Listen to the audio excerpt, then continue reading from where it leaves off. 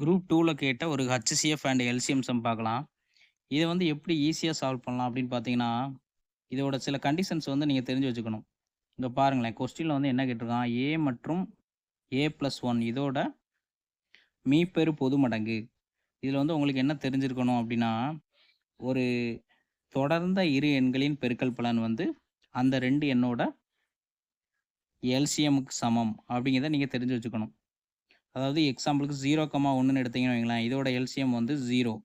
1,2 எடுத்தீங்கன்னா, இதோட எல்சிஎம் வந்து 2. இது 2யும் மல்டிப்ளை பண்ணா கிடைக்கிறது தான் அதோட எல்சிஎம். ஓகேங்களா? இப்போ இந்த சம்ல வந்து A மற்றும் A+1 குடுத்துருக்காங்களா? அப்போ குடுத்திருக்க ஆப்ஷன்லேருந்து போனீங்கன்னா ரொம்ப ஈஸி.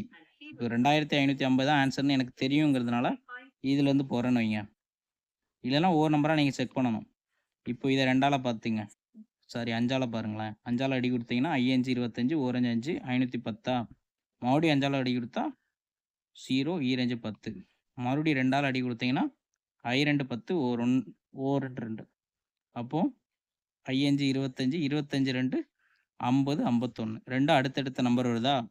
அப்போ இதுதான் ஆன்சர். 2550 தான் ஆன்சர். Thank you.